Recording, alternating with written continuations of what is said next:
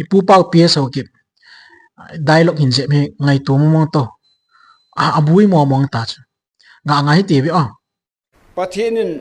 mai nga ki hopi masat pente wangam kota api masat pente Pathianin gal zona daire nga api masat pente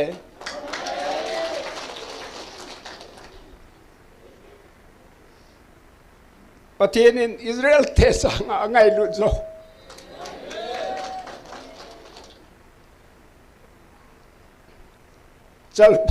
chal banga me chang leng mumma sa pente hin le ka buamin kisun ma sa pente Michael Van Dilto gal sad home ma sa pente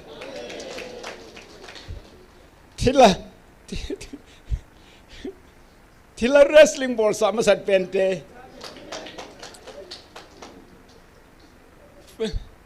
5 December Christmas mang masapente.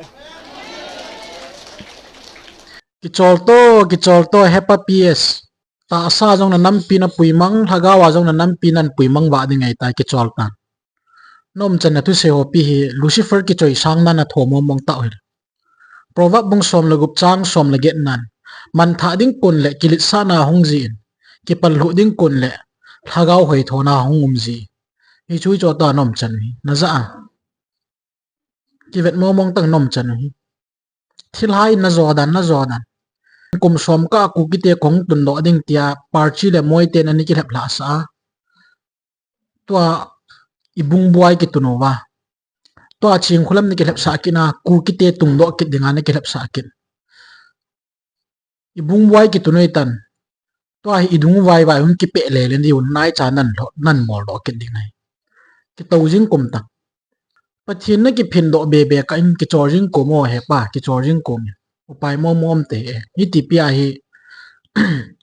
nam kong na tol gut au lim ho hi ve leu chun angol naw sang che ing ta chu hi to ta bang hi Pathian la gau chang mi mo dan ni hi la wang chu Pathian jo ho ngai poi ka ti chu ken hi chi Pathian la gau chang mi ho chan di ta hi mo nga hi le Pathian jong ho daw te ka ti he ku ki te thip chanin thing phung ho tin song phung ho tin Hindu ho nung zui le ni phat theinai chan zo deu chu ya chu Pathina su min set dan le Pathin thu ki chip na nei dan hi wal thang hui mo mong he tan a hil ji jong no mong lo a sei jong mo mong lo khat am nei ta be a sei ho hi veleu chun mingol pau to ki lo ta chu na lagau thin chang mi ho pau mo mong hi lo chu tu seum chan ho hi wanui le si na angol pen le hu bui pe na hen ho jong ching jona lai chu na muwa ta bang ta ju setan su ngol te mi ma hiwin ya chu amo chung bo sai na lungger na focus wala no ho na man tha de ka sei do no me Pathian tho dung zui tai sei wa adi lo na thilan to na hi ti sei taw chula ibi bola viewer ho mi tam ta hoi ni cho thung chang ki sanai lungbui na nei na lai wa no ho le no na ki lep wa ai cho chung na 100% na lu bu focus na bol ka lungdon neu cho amo sa ngai viewer ho zoi ya cha Pathian thu zon ki sabui vin ka ti jing Bible sim gun cha Pathian lam bela Pathian o ngai thige ho le taw jing ho dinga hi chu ho tabang ki hep sa na ding lam pium nai sai lo pichu ya chu avia ka tip ni vin Pathian thu phat ke chan focus si ti we oi te ke chan ve mo mong tong hi chi million tu sei ham hi chi mi ching hi ta lo chu ya chu ka sei chme hungol che diwi ka ti ngol che million tu sei ta lo chme chi mi chingum chan mo mong ta lo chme chi Pathian thu Bible iya sa lo dan na Bible chu i ma chamo ma koi lo ti na ta chu chan hi ha sabat jing he ka so pi tio bui khon te mo hi chi hin inam piu kalam ka ya ti we ya chu hi chi thila pu nam pi hi ahung ki chip na hi in ku ki thu ki ti mo mong le ku ki politics ti mo ma ngol lo hi i tong na lo hin do de ti ka sei do no lo hing mo mong lo ding biblical lens a ko na hi thil ka vet na hi le inam piu ingol now diabol in ei pui chat ve nup da no hi i vet na hi le mi lo hing ding te hi po ve ti ki chin ta ki mo in ya chu nam thua bui phung thua bui ipi thua bui ro si hi na ki si na hong sang de ka sei do no milhem pa mizo pa tul that pa pathin to ki khan sa ninga plan simjing pa diabol inam piwa hong ki chi mi chu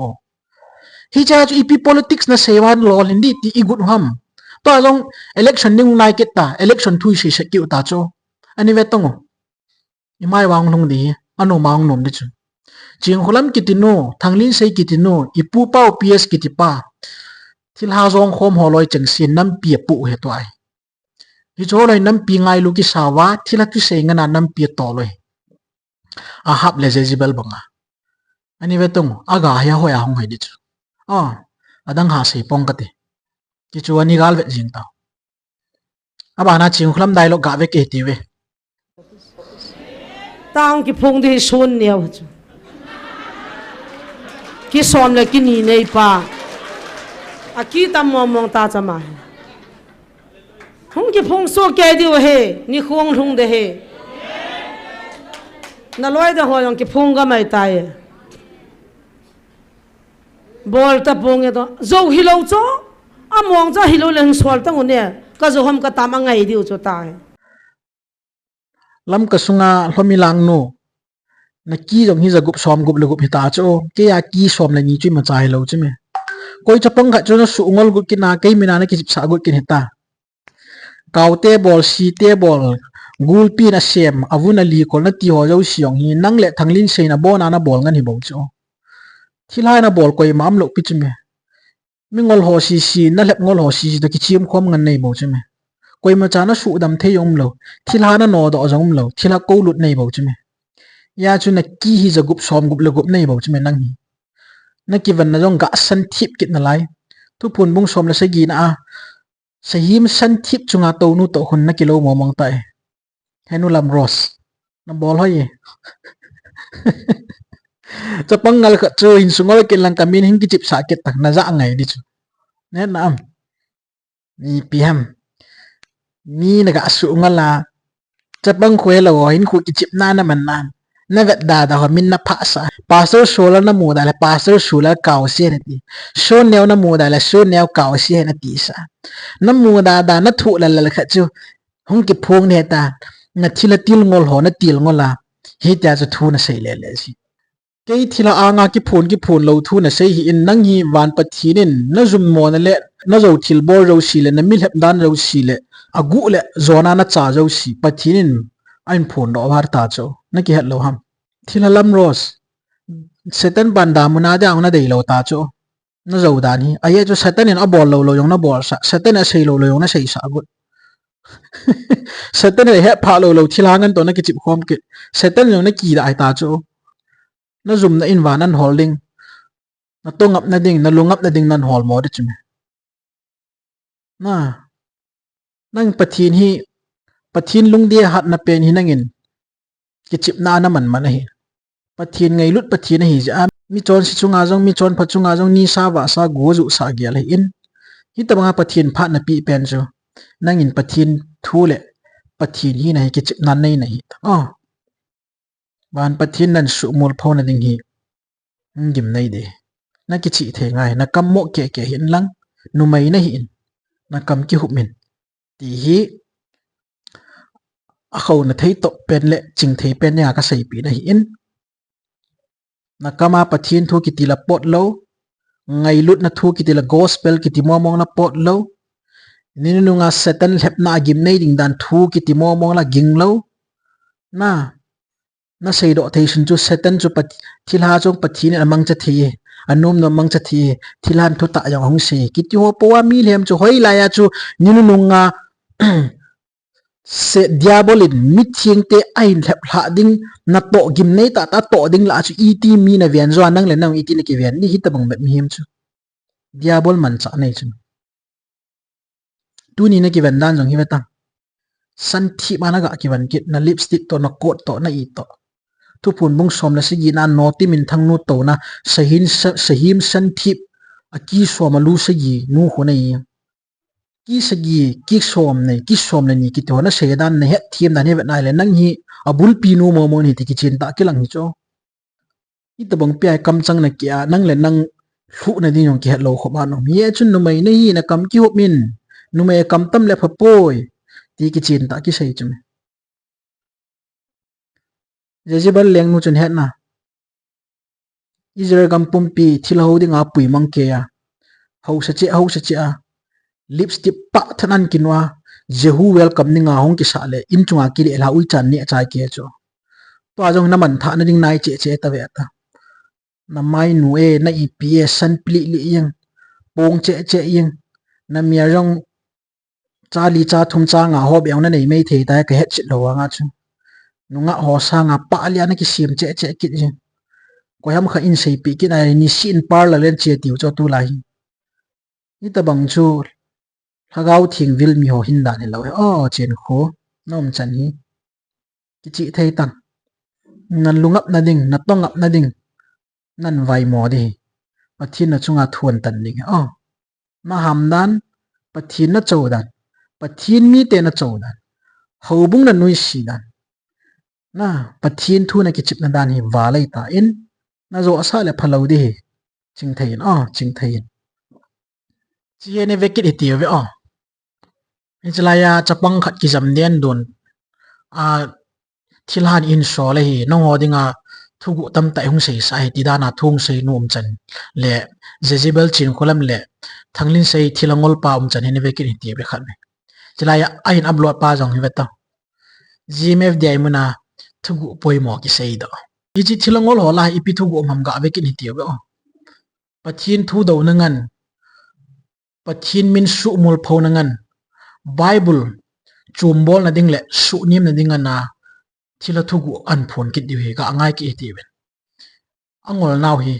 ki chip nan ne mang ki ni ti we ai mi ma sa pe nai chi hi nunga ha chapang ha nu pi ha koi ham hi chi koi in sunga ko na hong ke panam chi ta bang mi ngol hoi koi in sunga ko na hong ain sungu yong ki vele het na chi na to ki gam na le diwa ka ta san so hi ta bang be ma ching khulam la thanglin se hi man cha mi hoi school kai lai hi dingo lekha sim lai ka he ti dingo ewang he na chi na kiti to wisdom kiti momong to na kinai lo hil diu chi ta bang mi moi oi ta ka he chom chan ni ta bang be ma ki chim thai ka lungdong momo he ko in sung hi ta banga hi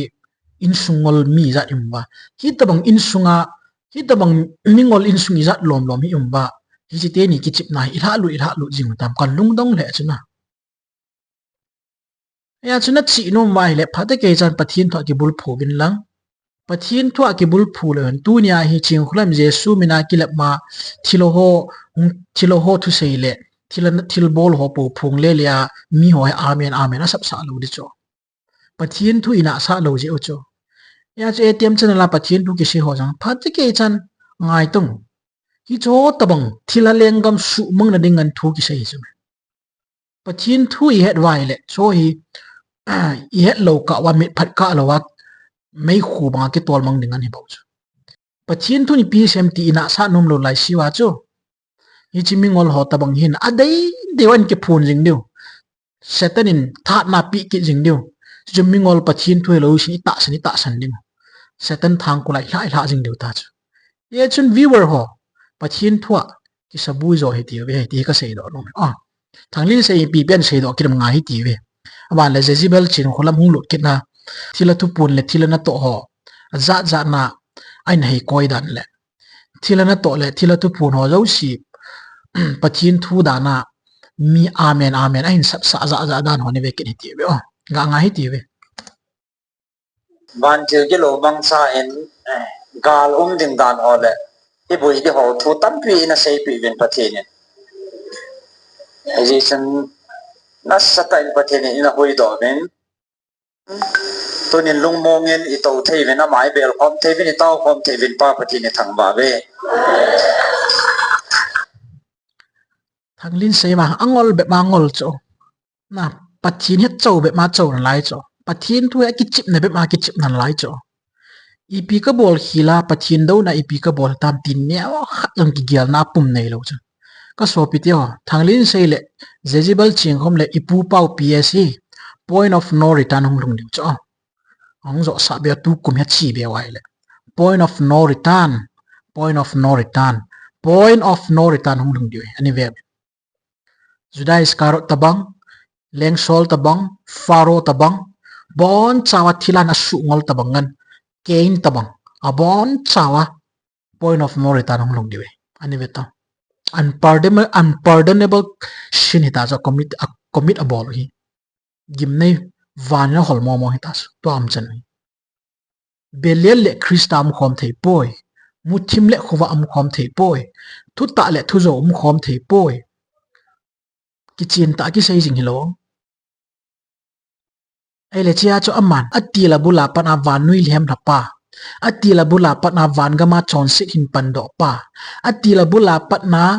pathin mi te zo si sulam bai ding le pathin thiu to gun le pathin to si su si ding pa chu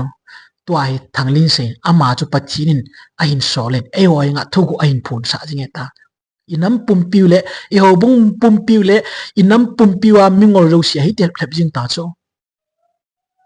hoila ya kon nei la mista bang pathin thui thanglin se pathin thui za na ke komwa thui za ki se hi chang kha na ngai kha lo dan chuna ngai da ta na chunga pathin thuan tan ni nang le chen khulam ki ti hin mihim lung chang lo sina su nat ki wan lowa van pathin hi na ki chau do di de nei tai ti ka sei do no me ai la pathin hi ngai lut na vai ho ma hi si a tu nya hi thu ta le thu zo thila na to thila pu zo sei hi ti pa chu na hil theiding mi na hin sol pi hlan na lai in ai la nang ni ki khial gu hlan lo nei Jezebel ki ti nu le azipa ahab alung ta bang nga lung ta nge ya thila nu pa ki vap na tho na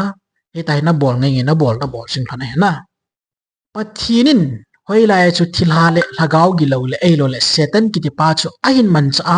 a thugu phung ding ai a hin sole ti hi koizin na hil mo ham ka ti cho na pathin mi in sole hi tia thila pu ma man na hlep lai lo ei le tun thila hong ta pon tu ai lagaw thingan hun tai na ti ki ngai tang bible in ke chen ta sai chu Deuteronomy bung som ni ko chang som ni ko na pathin ke chen ta sei chu thil akisial gu cheng si chu ipakai wi pathina bo hi na aphun do sa thil ho jong aman adan thua hi chile khbua hi abon cha e hon i bol lo theni diwa atun sot ya e hol i cha te diwa akoi hi ti chu hi chi pathin thu sun pa hi chi pathin chu thugu nei pa he ti chu hi chi thugu nei pa chun athugu zo si athu thi ngai asuna e hol ki hil na dia tun so na e ho ki hil na dinga tun so na tai di chu chule hi chi pathin thugu nei pa ma chun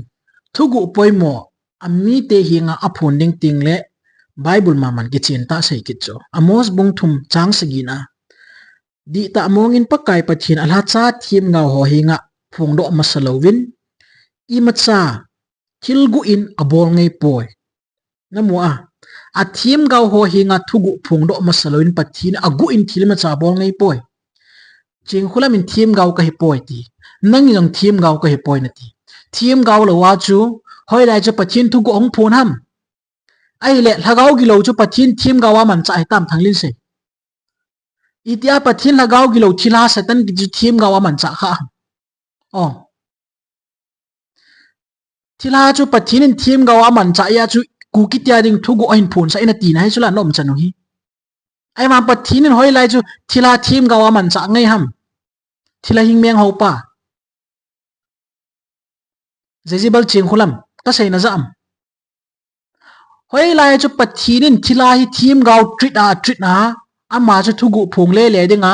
a sol kha ham Israel gam khun he na hi chi gama khu galpi galpi hen lang gal nyeu hen lang ipi gali jong le zakhat walzen galung ke sa ta chi kama khu ne na ai wanga pathinin hi chi anam dei ran mi te ho hinga khu setan thilha ai lo le diabol ki ti ai lo le kausi ai lo le maltong ai lo le si te kaute ko brute khui mu te pathi hin solin Israel te ka ven bit ning thugu ong pung tai ta koi macha judam yon ani sei kha lo pichu Bible ajong Israel mi te gal sat ding ham Philistine te to ki sat ding ham Amalek mi te to ki sat dem Canaanite mi te to heavy mi te Hittite mi te to ki sat ding han lang hi jong le pathian in iti lai jong thila sol kha thugu apun sa kha ngelo hoi lai ya fundamental belief na kila do pathian in adei de aman cha hin hi a chu thila jong hin sola ku ki te dinga pathian in thila pu cha hin sol he na ti ham nang le ching khulam ki chip dan hin milam vai te thuta dei lo te thagau thing pi mi hi lo je wa chu hi chi diabol chunga na pathin mi in so le hi chi tila pu chunga na pathin mi in so le hi tiong le amen ti thei dinga welcome hi za za ni lei tu la na khom zo hon cho hi chun pi vet sam nam la nam mang thai pen te thila lep la te hi be ti ki chin ta phun do chula na thila hing meng la cho hoi lai cho pathin in thila pu in so la thu go phun mo mo na tiam ka ti cho hoi lai koi ki hal na ki la do ham pathin thu hi su mang na te te dinga hi thila thu ai nei ti ti le lo jong to cho bible hiala hi chalaya chapang ngol khat lai na jam nu tu se ho yo si cho amen amen ti dinga na in gon ki ran ta cho nang le ching khulam hin December la sung si sha nong ki phone holon zo si pen na thila kul pion ki holing na pen chu vian bit ki dinga hi chi chapang ngol the thu kha hi na in zon lut ki na thila ten a in sola thugu phong ning dana pathin thugu phong ning dana hi ta chu na in bol sa ki na hoi lai biblical doctrine ki bul phu sa lo na hi tai ki chim na hi lo nam pathini phin lon hin ka ti chu me ki ho thim gau ka hi povin bol theini ma chang ka nei povin ka seu pathin thu bo ko dap sang wa in ya chu tu kum na ki chei diu ham tu kumai pathini na su mul phowa na zum wa na hin hol sa ngam kyon ka sei ngam di pove seong sei povinge a pha jong tim povinge a hin la pathinin mi chon si chung hen lang mi chon pa chung yang le ani gela ni sayong a sa gu jong a zu sa jing ngai lut na vai hom pa chun thil ro si ngai lut na mi a hil thim jing a in he che pa chun alung dei lo wa chon ho mi a mo su mong pe po in thili pathina a lep to a thu tan di a chu thili di ta thu tan theini a thili pathinin chance tam ta pi jong ji he hiya chu thilapu anga na ki chip thei manwa jesu mina na kilip jing thei je chun ani ki chapau sa da be anin lang na ki chip so thei lai chan honna pathin na chung hana thu tan ning le go na na him pi hon ding sang che ding tin het han ding na na chi thei zo hon ding ti ka sei do no me tua hi iti ki seyong le ching ni ngain kun na man gut han loi tan jezibel ching khulam le thanglin sei thilangol pai ke tho tai ki sapuma hin kumang nei ta ipu pau pie zong ng ke tho che ta ngol che ta he dai thila thua na kilep jing pathin thu ni pi sem ti don gu mong lo chinghulam chan di di ve to la ya chinghulam chan di lai ka de di na hin ka ting hin bowling ni ye chu phat saw lo na ding no chinghulam lu na pa nga ve hi ti we me pi he janga lo ho chu nga ta ve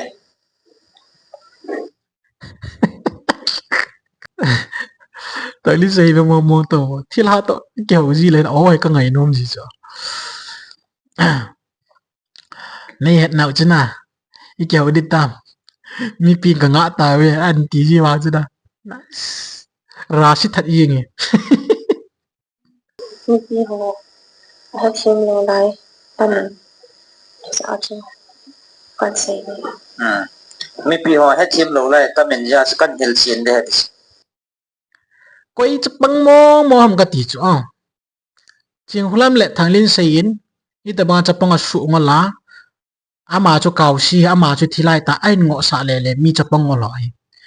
nãy cái chị thấy đi bà tu nhà warning cái biểu này chứ cái chị thấy tao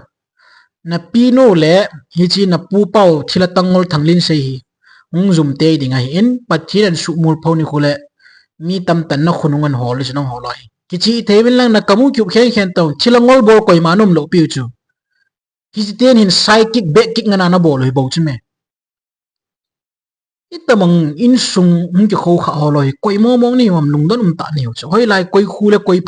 phung le chang ni wa au sa upo hon jong hi cho loi thep lai nom gam tam lung don ta kha ni chu hi tabang mi mo he su ngol na hi chi te cho kaw se khu chi te cho kaw se ta ching khulam le thang li se a sei sa ji lo na chit na pile na pute ni ong zum ni le salam nan sa sa do chim mi hoi no no loi ye chin no khunu ki chi thai to Quan gió có xây mà có xây ông hello. Cái xây son đi thì dạo cho con xây. Chỉ sao nam cái mà cái xây nó mà ông xây giống ai bùi cái xây bị xây son thì họ thui cái bia ya chú ông xây bảo vệ thì hit ta banga kil hem ngol thio chon pathin thu i ti za nom ta deu ka so bitio al hu bua pathin thum lo bible ki ti mom mom to lo pathin thu ai ki hel na deu pathin thu bible lo pathin a hin na hu la khum chong le mail he gal thu po wa le shi bui ding ki lo ukraine le russia gal thu po le shi bui ding ki lo pathin cha te i bui na deu cho Christian ai hu na gospel ke pan tu pa to ki tu dong zuya to Christian nang le ke pu ang kin ding hi chini ku lo pi ta gal dot ding nga wanui pum pi ki gut sa ding le ha ga wa hel na chan na ding pathin tu ta phun zal ding chitin nam tim phung tim pau ta hing lo sa pathin thu lang sap di hiu chala hi chi ta bang ki til kho na o chang le pathin mu chi na ding bible thu ki hel na ki ti mo mo cha kam chang mai ging ta lo cho hi chi thilongol ho chana ko nai ya cho atu ula do hi machnang lo mihim su ngol ding pathin thu hi imalawa gyal sa ding ti ing chu athil tu mani a I se nge ing ta chu ai cho om janu ki hial lo ya chu asungol pau thila pu cha ki bangai in ya chu na I te bangai lep nup be mi mi chu ha asal he ing cho ko so pe tio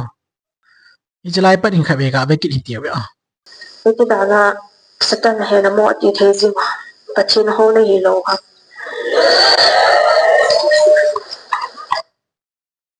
hi cho poi ki lem mo cho na ki da am nan hi cho poi ki lem mo cho me ki da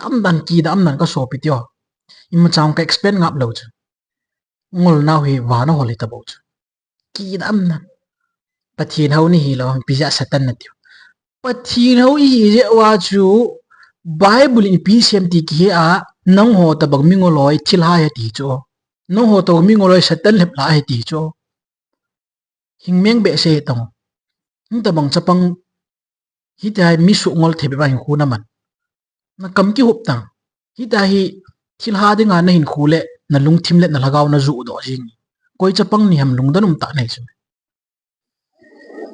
coi họ tập bằng nó sụp bồi rồi ipi đi nga nó sụp bồi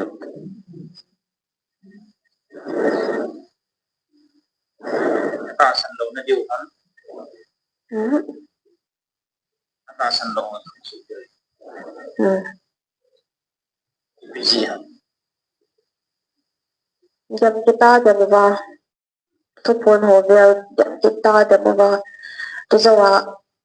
cái bóng độ đá bạn này jam kita jam kita le kalung hang ba an kalau na mo wa bo na ching hulam propaganda ngan bo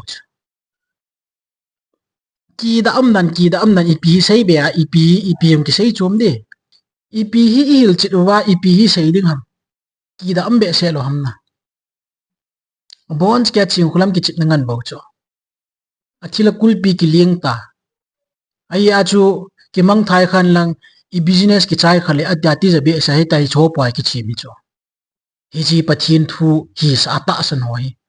I man tha te te diu cho ta bang ha man tha lo le koi ma mang tha lo di là bao nhiêu tiêu tố nó không được chăm tiêu nó có tiền ăn tàu tiêu a situation nung ji ai thu pura ga ki bor ji on cha mai lei te to I ka u hi I vet vai le ki lung dong khon te ta political arena azong I vet vai le I machal be na thei di ta lo na ai loi le I ha gal mo mong sa di tiwa jong le I machal be na thei di ki mo lo lungdon bana a ki tu ta bang ding ai pe gal bai ta bang ding a ki cham ta bang ding ai do ki phai wa chu na mel ma teu to na ki cham ni ta hang se ki ai chi ki cham diu ho chu I khut chang lai ta wa chu se le ki lom ta ai chu na mel ma teu na ka chut pha sa ding o na mel ma teu ka zo khup sa ding a tia thu ni phun pha tai na ki cham diu ti ki na a ba dai pi se ki da na ga te nan do ki na ga tia ga min pha ding tha si no yang lấy lại ông tu mò dập nó mù kẹp phá chứ mấy thấy tê tao nó cái sụt tu kiểu và nà cái tiền nó đầu đi tí sakit Jezebel chiang kulam le thilangol hopa thanglin se thu phong thiam ta pathin ho na ki sa lona thilmu sau thei ta pathin ho na ki sa lona ave vela gau thu hung phunga thu gu lo pi ta hung phung dan a sunum ta pathin ho na ki sa lona le tu nai chi challenge na pathiam pau nan bol sa lon ne ai chune dei di pa na ko ha theo na dei dia thu na ki do theo to a jong hi chi leitu la chi chapong hung lum nu hi i dei dia do thei pathin kan ko lu tai na ti ho ne lo na ti hon choไอ้นบนบไอ้ดอเทวแหละไอ้บ่อยน้อยนบนบดอเทตั้งอาปะทินอันกุนกิจโซ ya chu ka dei kan do de ai cho ma cho pathin ne na ti nan bol sa lon de ku ki mei thele naga ke ka thil a lung sa ho po ju thugu phung da na hung kine ying chu nui ja nom be se ya chu thu phung thi ma hiya i ma khu di mu thi me le ma khu ding thuin pun sa lo no tua pa nai ka chalen se na dei da na pathin mi yo si bol the a dei thil bol the a dei sei do the tia pathin thu kila te ni ben ya chu a dei dia thu phung thei le a dei ya thil mu thei pa le thil he saw pa hi china pathin thilangol pa chu tu nai ka chowe date 20 ni chat bo ka do he January date 20 ni chat na he ku ki te political situation ipidin mun ipi news to sum ni ham in sei do sa lo no kang chalanan sei do sa lo ni aya chu date anai du ki tit ki le ka video hi ti na nen vet yo ham la ki ki loi ya chu date 20 ni kan ti me 20 ni a political situation new ipi ham in sei do sa lo no thila su sa po na vet wa thugu phung da na bol hon chu nui zat nom be se thon ni future li niaw chakhat ben sei sa thon no kum thun lang ni ong ka dong poi February tham ka dong poi March ong ka dong poi within January date 20 nya ipi political situation ipi new sung ding ham in sei sa thon no ani na election thui sei pan kit tau chu election tet yong thilo hol ayo mi tam ta ni ki gu no ki za chu koi kai ding ham hin sei do so na za chu na athum na ni sia hi earthquake ling ki hot jing he lei si na February la sunga hi koi gama earthquake ki hot ding ham nan sei do sa lon ni chu banga thiro si he thim pathin van lei si sim pathin ho na ti lo sim pa na ti long chalaya ke phong pa chu thil dang tam ta do diom chu earthquake bo ka do oi chu lei ling ki ho thu bo ka do oi chu ai chu tu lai ling ki ho hi na sa chu India gam sung ji nga jong tu hafta sung last hafta sung ka jong na new su na mu su ke di kin jong vei ni ka tu man he ya chu February la sunga hi earthquake hoi lai gama to kha de ham ki chi chanan sei do sa lon ni Richter scare jong point chanan sei do sa lon ni i pm future he thu phung thei pathin ka ho e ki tia thu su sa bo gi se ya thu gu phung na kinai yin thila hing meng nei hon bo chu nui zat nom han chme hi ting ki chi mani ta nongol nolin vana hol ta chme ka challenge na chu phati ke chain bol han ta nang ni pi ham 这当中红鬼红头头的还都有这种的，所以这种你和没定的啊，狗子咋做？mấy thế là cụ kỳ bằng kho mà naga hong cái đâu đi chỉ vang trong gùi thùng tệ tệ đấy anh em mèo chị tao anh em kia mèo chị tao hi chỉ thi là pu tu sei thi là cho Bible thi là cho dấu sei hết chứ ya chu thi là ta san dấu si cho hong bằng thả đi ngay in hi ta bằng dấu sei pa tu sei ta san nói hi hong bằng thả tệ tệ đi vậy in ya cho nên vậy tao à dấu ngan à sei này next by next hong cái phone đi à mò là mò zoom hụ hong cái phone zoom hu na diwa an pa mo diwa sa never to thila ki ti zo Bible zo sei pu hi ati so future ling yo ima cha he po edi chu ai wa nga cha a zo sei ki na ku ki le naga ki do nga sei do hungui lung te te het chu ya chu mi chi thila tangol ho ho hi ki chen ta akam su ho hi na mel chi diwa i pi hung so mi vet diwa li sit bom pia chela dang chela hon zong Jeremy dia hi a het su ke we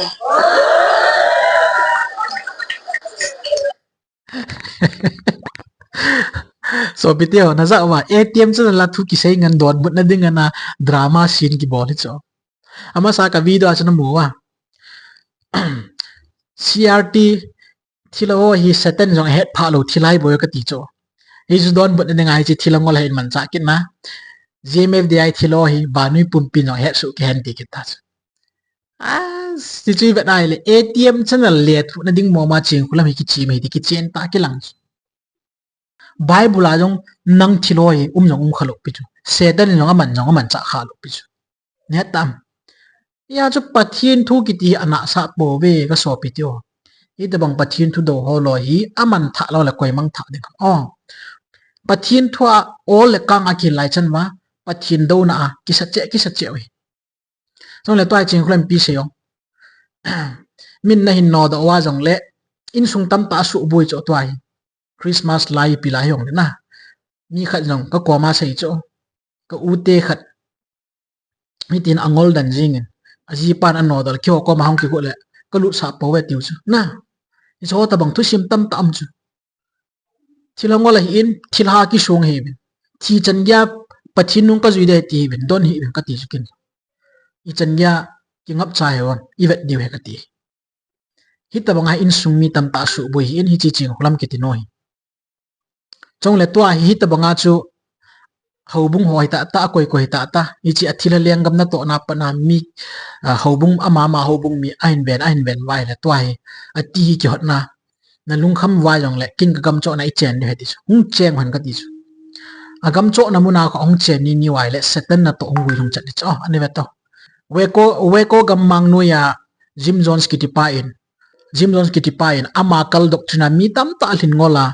ama gammang nu mi tam ta chen sa a chaina setan a lim ngola bon chawa suicide ra ke thadu cho na mi him za kowal hi chita bang cha chu ching khulam hin ama gama jong hi athilangol si ain chen sa ding setan hi cha chu ipi plan an gon ding ham toy lei tu la ki chima za pi in ki via ki pho thia ki hil thin lai chu azau ting la amo gama ong chen ding ta lew min freedom ki pi ta chu hung ki mo ba de ta chu koi ma chan pum ha na amo chu ki pho ta lo di chu a chi nom chi tawin tem ki ti ding le chun setan full control an la di chu toy thua le min azau tin la physical ya setan full control an lep di chu loi chi ting le chun agam cho na hong cheng niu setan ipi program an pui diam mit mu chang ta amai wa ya zat setan an bolding a chaina ke ting le ain khuan la di chu ain khuan la lwa jong le ngol di chu ching khulam thanglin sei ipu pau ps holoi ngol che du masang lai tho thong ki ti holoi na mu chana hi cho loi sanga kho za ngol diu chane veto pathi mina ka sei pathin thu ki chip na nei mim ki di chu ngol di heti ka sei do no Nebuchadnezzar pathin thu be za ki chip na a vela pathinin warning api pathin mi te chunga asu sit na pathin mi gulang chapong ho abol gen thia pathin avel bela alopi na musa janga ki khel na dinga lung hai na dinga pathia ko jing ai wanga Nebuchadnezzar lung ta te a chaila pathin nom bu nei le tia kum segi ken cha banga hampa ne sai na ai wa Nebuchadnezzar awang phat na chu lung ta le an lang ipi le jong le pathin a chaina a ko na osana vanlam ka hin bat pa ning ke man van le le simpa ka hetai ain tia pathin lung ke na kisi nan kun ne chon san pia pha so ta pathin de nan khu mong le athi kuna pathin ke het man ne bukan ne e chebanga chu ching khulam kitino hin pathin ki chip na man hin twai pathin thu kitimo mon don lawa pathin in im thildang man cha ding hello bunga thilha man cha jing da na sei do sa thu gu zo si thilha te so thim gau da na man na e ho hinga ong phun sa da na sei jinga ki tai pathin thu ki chip na in hi chinu kitino hin apathin thu ki chip nai azo le ngol nan nei de ti ba kai mena ka sei do no me ungoi long te de ti ka sei do no me thilo ho lo cho future liu se ha sa lo na thim gau hi po ve ma khuding sei ti hi po ve ai la pathin thu biblical lens dung zuya patna mi chon si ho lam pi chu tamang ham ti chu ki mu chen the ji a chu ka sei tua ke phone le pathin thua akhil na pai ngai lut na ki san thim lawa pathin de na man te le ni ve hung sui lo de ka sei do no ai cha om chan la tu sei la ki sa nai wal mo moi ta hi chi hi thila hi kitia microphone ki do pia hi chi chu pathin ain sola pathin thu ta ai sei pe kitia hi tai mi ke hlem chu pathian chau na le pathian ki thu ki chip na sang pe na in dam na hi lo hil de ti ka sei do no mai a tu ni chi tracy thilawa choila sanoi ve taw a alung thim pum pi a ong ngai na jo si thilawa choi ni nga pi ro ta chilaya azwa ipu pau ps tu sei in wi sa so man twai la sa ki ta pathian do na kam chang na hawa twai chi la sa ki do pathian to mai ka ki ho ma sa pen te van gam ko ta nei ma sa pen te pathian in ga zona dai de ka pi ma sa pen te pathian in Israel te sang ngai lu te sel pa nga mei chang len mu ma sa pen te Naleha buamin kisumbu masapente Michael Van Tildo Galsa Khom masapente da umme ti lo sei ding dang om po in pathian to mai ba keu masapen na van gam kota nei te ai lo ai le mei chang mu masapen ti lungdonum le cho hi chi pathian wa choida na ki ngai to chi ve to mi sim kui kum ke ba na hypocrisy ngani cho ni chanunga sam saw thaga wa izra ki ti pang ve to kha ve le message in thot jin tin aban a block jin tin a thot num ke phat le in thot gang chal di a block ki jin tin ni za ma me ta bang mi ngani yu anu no phala zum mo za mon in hawin tin a message kan ba sa diu ni yam ita bang mim nga ni we ka so pitio chi la ya it kuch ban gam ko ta nei ma satpen a hi lo chila pun lep na yo si wela changa ki sem ki wa ki mit san changa nei ki ta a lo bai cho chi piti hil hil du am na ya chu hung cheng han ka tiu chu a mo gam tum si ma hung ki cheng han ka ti chu i vet diu chu satan an pui na diu hung gim nei thi o i chui tan te tu nyai sei do thei sun ole pathian pathe bu chi taw he o